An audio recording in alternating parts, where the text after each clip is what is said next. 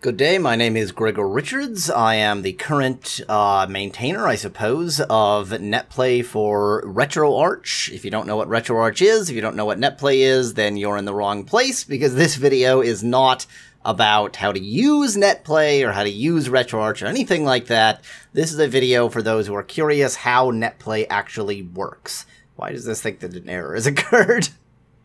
Good old suppress errors. Okay, anyway, so this is Netplay and RetroArch. This is the code for it. So I have this open in Eclipse because I am a heretic. It's in the network Netplay directory, and I'm not gonna go too into detail about the actual code. Occasionally I'll jump over to the code. Probably I'll jump over to the code a lot, but I'm gonna focus on trying to explain in concept how Netplay works. With this. So you're going to have to excuse my truly incredible handwriting as I do a whiteboard style with a bad stylus on a tablet. But let's say that these are the frames that are running. So the x-axis here is time. And each of these blocks, so not just each line, but each block, that's the amount of time that you have to perform a frame. So there are 60 of these a second if it's a 60 frame per second game that's being played. There are 30 of these per second if it's 30, 50 for PAL, whatever.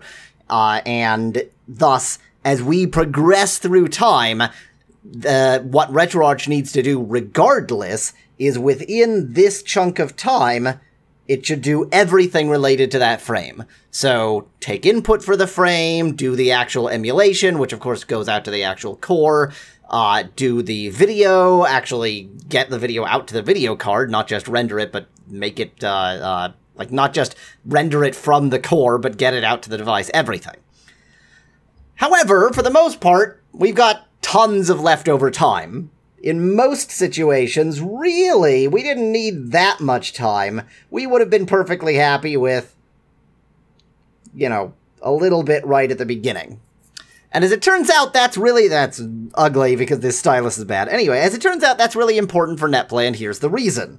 So here is the timeline of another Netplay device. So this is another computer running somewhere else. Let's say for now it's running quite close. It's running on the same network. Now, I'm going to take input right at the beginning of the frame. I'm going to read input from the controller, any other input devices I have, right at the beginning of the frame. I can use that input data anytime in the frame. It's available, and that input data is all I need to actually execute the frame, to do core run in the terminology of RetroArch, or retro run in the terminology of the core itself. So that's all I really need for that. So if I read the input right at the beginning, it takes, for all intents and purposes, no time. And then I use erase instead of line, oops. If I take the input there, and it takes that long to make it here, I still have plenty of time to actually do the execution of the frame before that deadline, that 60 frames per second I needed in order for the frame to actually get out. Similarly, if I read there, and it makes it here by that point, I still have tons of time before the frame is up. And so, as long as you always get the input before that frame deadline, you can run at full speed. That's not a real option, that's not a general option, but it is a workable option. In RetroArch, that's called Stateless Mode. It never progresses without input from the peer, so it never progresses past the end of the frame until it's actually gotten the input. And Stateless Mode works great so long as your network is at least this fast. It works great so long as this time, the time taken to get the data to the other side, is short enough that the data will always be there with enough time to actually run the execution of the frame. As it turns out, while that is a viable option on a local network with a very fast core, that isn't really an option in practice, so that's not really how Netplay works. We have that option, that stateless mode as I showed, but that's not how Netplay normally works. So, what are our options? Well, let's say that we have, incredibly, and this would be very, very low latency, but we have 2 frames approximately of latency. So I take the input for my first frame, I send it, it's on the network, and then it arrives there. And it would be the similar in reverse. So take the input, send it, and it arrives there. Now, if we always wait for the other side's input, then that means the host here, let's actually sort of label these. This is the host, this is the client. They're actually equivalent, they're symmetrical, there's no distinction between the host and the client. But if the host waits for the client's frame 1 data, well, it only got it here at frame 3. That's no good. It can't run frame 1 until it has frame 1's input data, and as a consequence, if it was just waiting for all of the input data, then it has blown this frame, it has blown that frame deadline and that frame deadline. And similarly, the client has blown that frame deadline and that frame deadline. And so we'd get 1/3 the frame rate. We're only running every 3rd frame as we sit around and wait for the other side to send their input, and then finally manage to make a step of progress, and then sit around and wait for the other side to make their input. Not an acceptable option, not a real option, not how it works.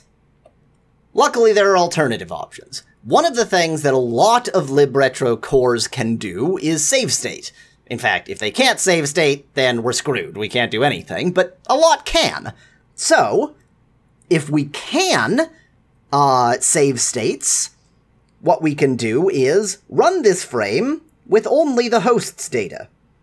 So the host has the host data, it doesn't know what the client has clicked, what the client has done on the controllers or whatever, but it can run it anyway. And then it can run this frame, and it still doesn't have the client data. And then here, now we have to do something clever. Well, it knows where it has the client data from, because it's sitting here waiting around for the client data. So it says somewhere, the client is at frame 0, i.e. I've received no data for the client at all. Here, it receives the data for frame 1. So, what does it do? Well, here at frame 0, where it knows that it doesn't have the client's data, so it knows that if it's going to run it, it's going to be running it with incorrect data, it saves the state. Here, it loads the state. So it loads the state as it was sort of at frame 0, i.e. before it got any input at all.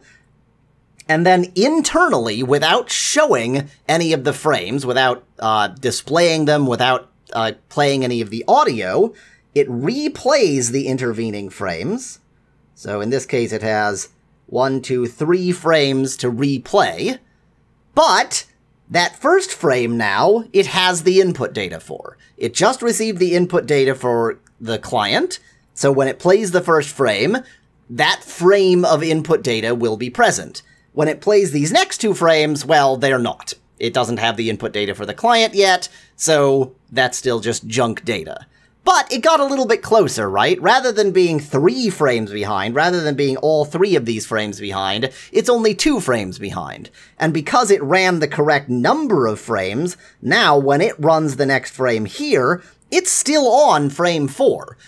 So the local frame was correct, the local input data was taken at the correct time, and in fact, even the remote input data was taken at the correct time. Because it was the remote input data for frame 1, it was taken as frame 1, it was just done later. And it was done by rewinding, getting back to frame 1, playing that back, playing it with the new input, and then bringing everything back up to sync.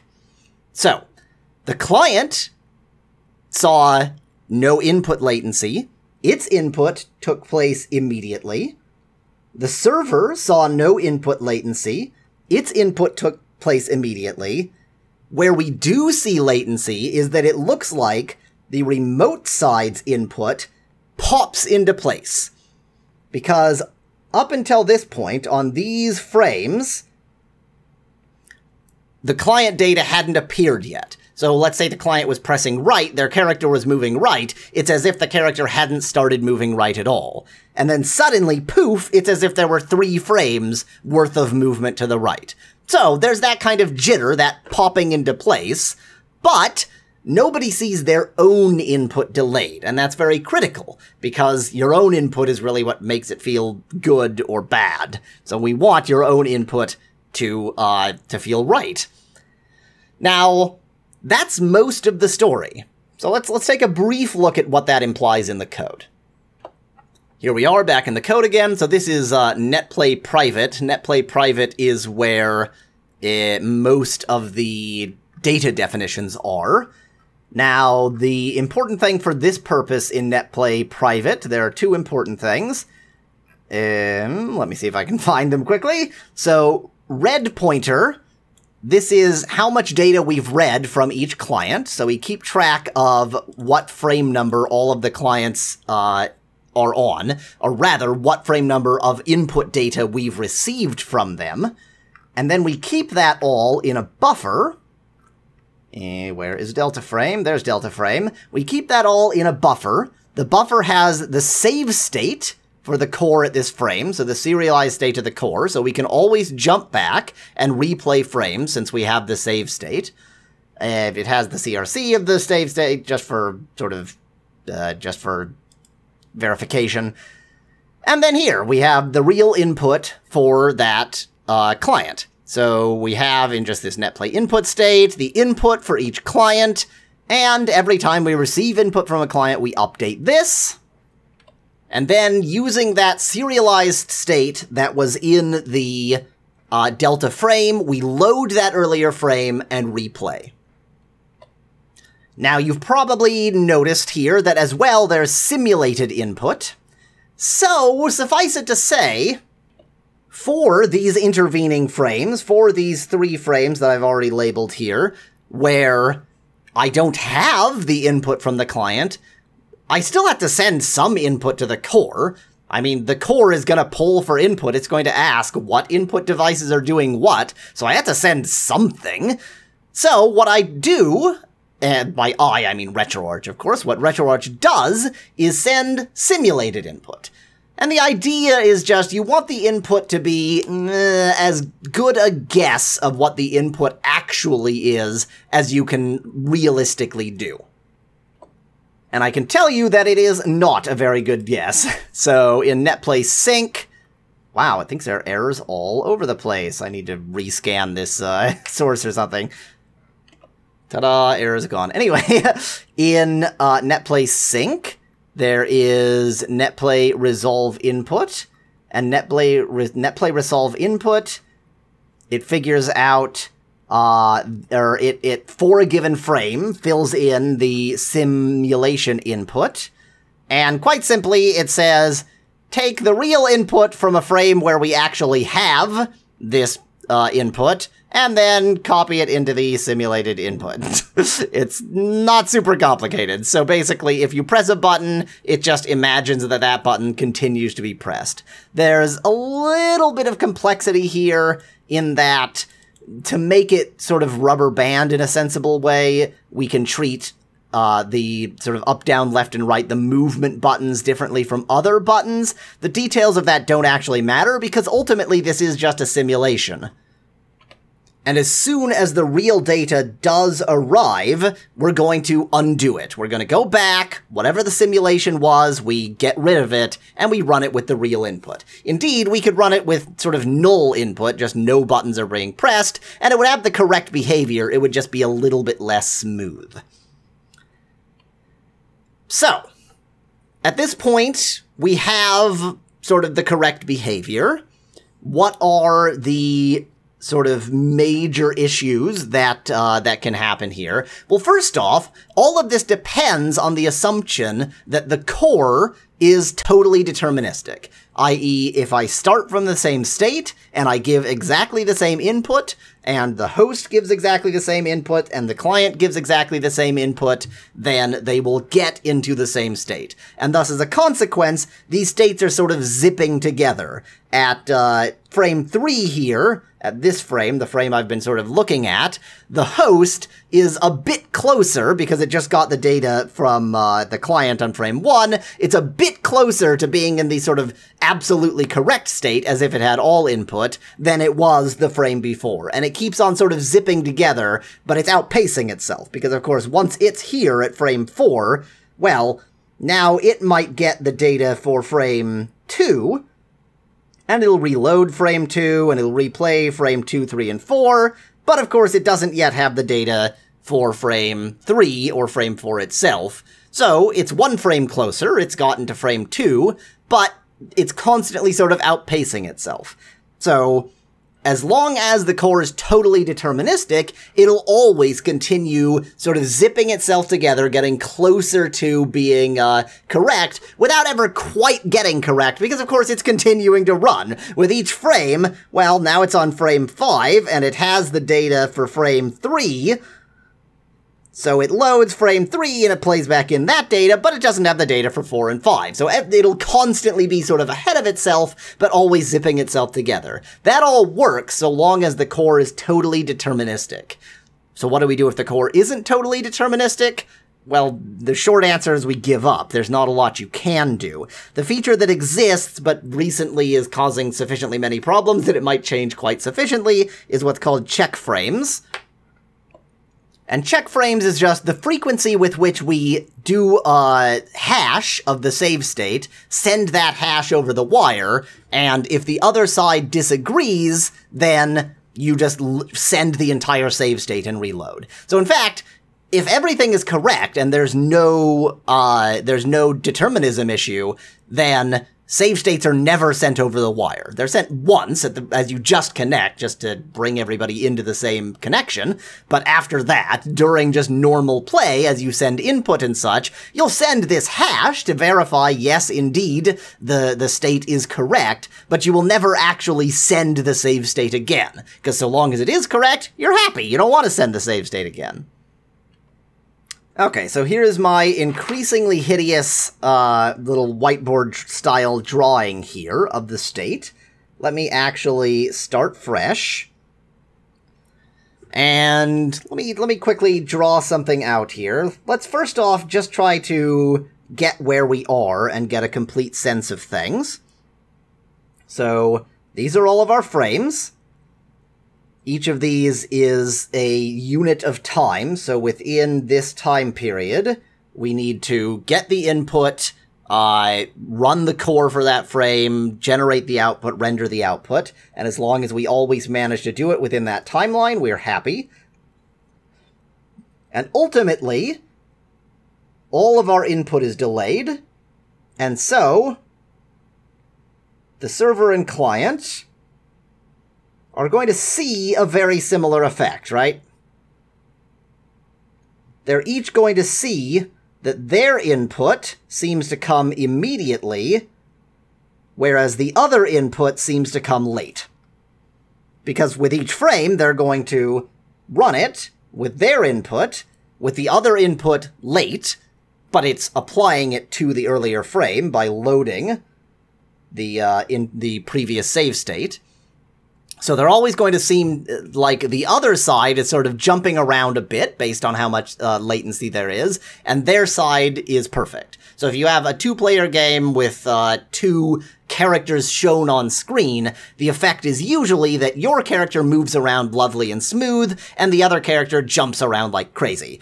Well, how crazily they jump around depends on the network latency, but yeah, they jump around a little bit. Kind of unavoidable.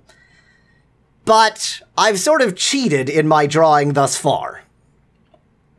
I was imagining that there's some magical universal clock, and everybody agrees on that. But in reality, the host might have frame 1 there, and the client might have frame 1 here. So what's the impression going to be? Well, the host sends data with the same latency I've shown, the client thinks, wow, this latency is great. I got the data for frame 1 during frame 1, and I can just keep going. Everything is perfect. While the client sends its data with that same latency, and the host goes, geez, now I have to load all the way back here, because what you sent for frame 1, I got on frame 2, 3, 4, 5. And so the host sees 5 frames of latency, while the client sees an incredible 0 frames of latency. Now, this will always happen. This is pretty well unavoidable. And the reason this will always happen is that latency changes over time. And so you'll have moments where it seems really great, and then moments where it's better. So if we try to adapt to it, then things go even worse. And I should say, of course, it's not necessarily the host that's behind and the client that's ahead. In fact, it's far more common that the client is behind, and thus the client sees a lot of rollback. But as a consequence, you can get very, very different, very asymmetrical sort of feeling.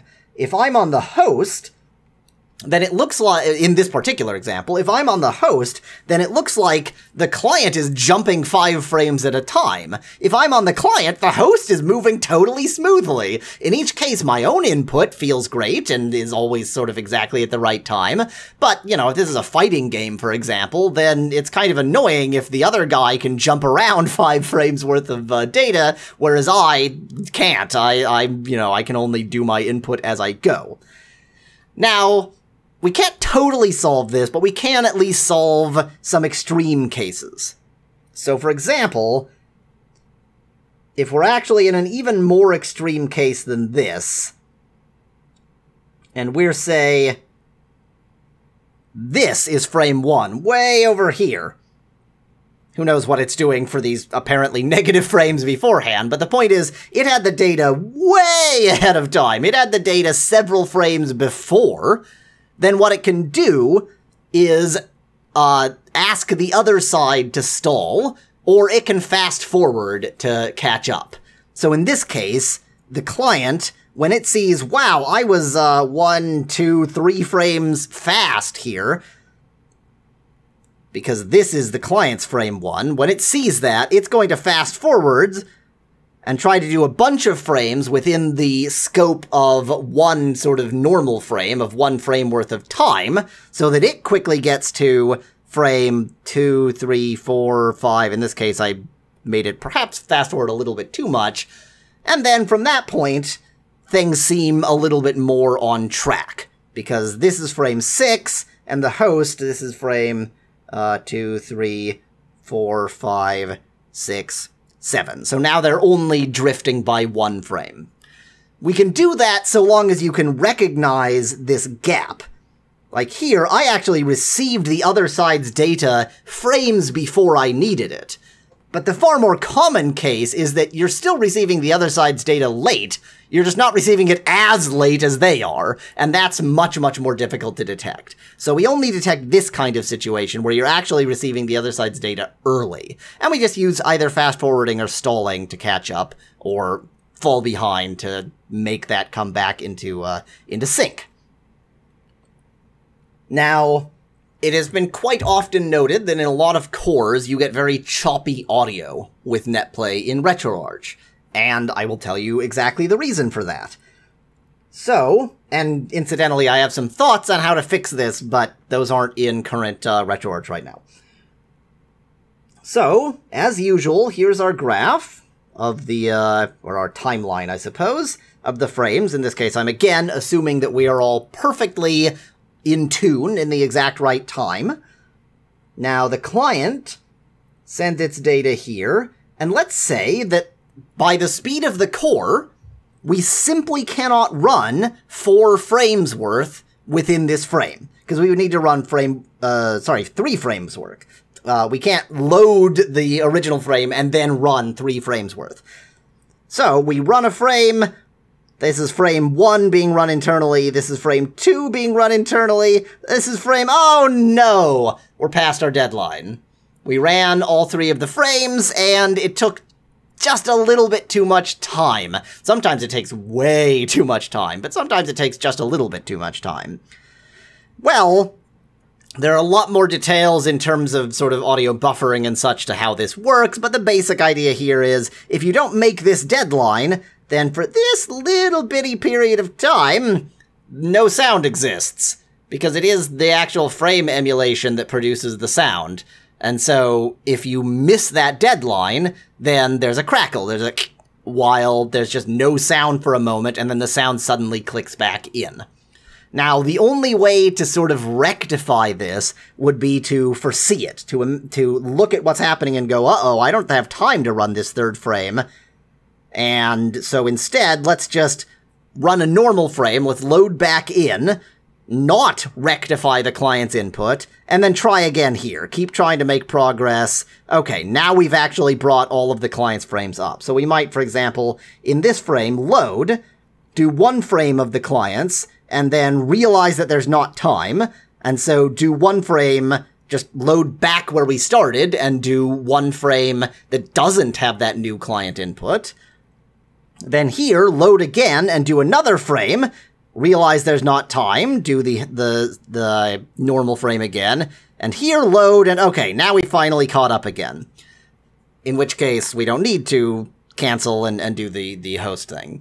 So that's the only way to sort of solve this crackling issue, but as you can imagine, that means it takes longer for the data to come back into sync. So, you know, pluses and minuses to it. So we don't like blowing deadlines, but sometimes you do. When you blow deadlines, you get crackling. But because it all has to do with this network latency, because that's how many frames you might have to replay, how bad it is entirely depends on network latency, which is a little bit unintuitive because you can have a relatively slow core that feels great on one network, but is very crackly on another network. And it's like, why does that have anything to do with the network? It's not transmitting sound over the network. Well, no, it's blowing its deadlines and thus not generating sound fast enough. Last topic to get to, I have very, very little to say on this topic because ultimately, while there's some complexity in the implementation, it is not that complex a concept. RetroArch's Netplay supports more than 2 players. It is not strictly host and client. So, if I use the correct tool, if I have the host, here's the host's frames. I have a client, client 1 here. Here's the client frames. I have a client, client 2, here's the client frames. All that more than 2 players does is when the host receives the input data for the client, it does all the same load and replay internally, and then it also transmits it to all the other clients. That's it. There is really nothing complicated about it. The result is that if you have 3 players, you see double the latency. Because now this is the latency from the first client to the host, and the latency from the host to the other client. But if you have 12 clients, you see double the latency, not 12x the latency, because the host relays it to everyone. It's not like you form some round robin and they all relay it to each other. The host relays all the input data to everyone. So all of the problems are exactly the same, but there's this nasty twice the latency in there. And as a consequence, while I say generally the experience is fairly equal between the host and the client, setting aside, as I said, that one of them can be ahead or behind the other, if you have more than 2 players, the experience is never going to be the same. The experience is always better for the host because it doesn't have this double latency problem. It's getting 1x latency for everyone, whereas they're getting 2x latency for each other. But in terms of the actual technology, how it works, not complicated. Literally, all it does is relay that input data. Again, there's details just because of how RetroArch works. It has to assign devices to each client. It has to communicate to each other which device controls each client, blah, blah, blah, blah, blah. That's not sort of an interesting part of how Netplay works. That's just details of making the protocol happen. Oh yes, I've remembered one other thing worth mentioning. This will be a little bit difficult to draw out. So I said, and I repeat many, many times, Netplay does not add input latency. And from now on, every time anybody complains about input latency in Netplay because they don't understand how it works, just beat them over the head and tell them Netplay does not add input latency. But, as it turns out, if you did add input latency, it would help a lot, and so we have an option to do so. An option. It's off by default. So, here's the host frames. Here's the client frames. What input latency does is essentially, when the host is at frame 1 here, you set some input latency so that it actually takes the input for frame 3. So if I had 2 frames of input latency, this is going to take the input for frame 3. God, it's hard to draw on this device. So when it sends it here, boy, the client is absolutely ecstatic, right? The client just got the input for data 3 for frame 3 on frame 3. Hooray! Everything is perfect. And similarly here, if the client reads the input data for frame 3 on frame 1, sends it there, the host is perfectly ecstatic. And so this gets rid of all of the crackling issues and all of the, and latency issues, so long as the latency you set up is the same as this latency. It fixes a lot of things, but it has a huge caveat, which is I just inputted the data for frame 3, not frame 1, and so here, it's not running with the input data I just took. That's what input latency is. It's running with the input data I took 3 frames ago. So, does it work? Yes, it's an option. And indeed, it is an option in RetroArch Netplay. You can turn it on. It's called input latency. For very bad networks or very slow cores, or if you... I suppose, you know, if the game you're playing doesn't really depend on fast input, so it doesn't matter anyway, then yeah, input latency can be a nice improvement, because even just shaving a few frames off can make a very big difference in terms of the feeling and that jitteriness and such. But it's sort of, it's a simple, cheap solution, but it is not necessary. We can, for cores like SNES and NES emulators, certainly for most cores that are just games that aren't actually emulating an entire other CPU, we have plenty of time to re-simulate all the frames. We just don't need to do all of this. It's just not necessary. Okay, I just did a quick look through the code to see if there's anything else worth communicating. When we transfer save states over the network, they're compressed. Of course they are. That makes sense. The connection is TCP. In order is very important for this, so that we're not getting the input data for 1 frame and then the input data for 3 frames before that. So we do use TCP, not UDP. Please take your complaints about TCP to somewhere else. I don't care. TCP is a great protocol. That's why everybody uses it. Let's see.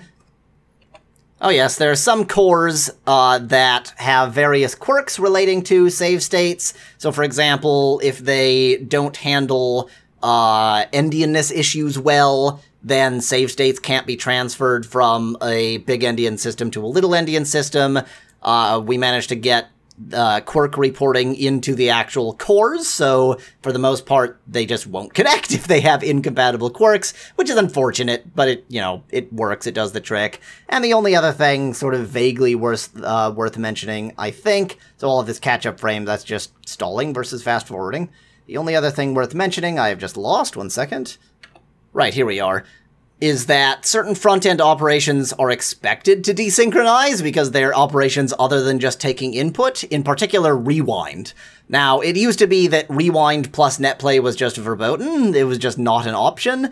I sort of fixed that up. You can rewind while doing netplay, and quite simply it says if you're in the middle of a desynchronizing operation, then just don't do netplay. It just sort of ignores netplay entirely. So this just keeps track of how many desyncing operations you're in, and then once you come out of that desyncing operation, then it transfers the current save state across the network to the other side. So, yeah, it's a trick, and it does mean that rewind looks like rewind locally and looks like suddenly loading a state on the other side, but that allows us to work with a lot of these front-end features that just don't transfer over the network well. If you have any feature that doesn't transfer over the network well, you just do it and then send a save state instead. Who cares what the actual effect was? Just send a save state, it'll work. However, we don't have support for all of the various core configuration options because the way that those transfer and save tends to be really weird, and I just haven't looked into it. It's sort of not sufficiently important to me. But yeah, these are starting to get into sort of gross detail. So now that I've rambled on for over a half an hour, just to sort of summarize, the host and client, well, the host connects to the client, there's a handshake, they agree that they are both running Netplay, blah, blah, blah, and then they simply run the core. They run the core, saving every frame so that they can go back, and sending their own input to the other side. So we save the frame there, we save the frame here, and then when we get the other side's input, we load for the frame that input is for, we replay internally without displaying for the intervening frames, and then we play our own frame, the frame we're currently executing, so that the frame we see at frame 4 in this case is as if the client's input had come at frame 1, but we were missing the input for 2 and 3. Then when we get to the point where we have the input for frame 2, that frame appears as if that input has happened. This gives really nice effects of not having local input latency, works with all sorts of different cores, so long as they can save and are deterministic. It does have its issues in that it's very CPU intensive, don't have tons of solutions to that, and so that's why, for example, we just can't do PlayStation or N64 Netplay right now. There's just not enough oomph in the CPUs to do that, to replay those frames internally. But for those that it works at all, it works really, really well, because you don't have to have input latency, and no side should feel like they have input latency, and things just sort of naturally zip themselves together into place. Whew, thank you. I'm approaching 40 minutes, so I think I ought to shut up. That's all I have to say. If you have questions, I don't even know where I'm uploading this, so I probably won't be following comments. Maybe somebody will forward them to me, whatever. If you have questions, too bad, I guess. Thank you. Goodbye.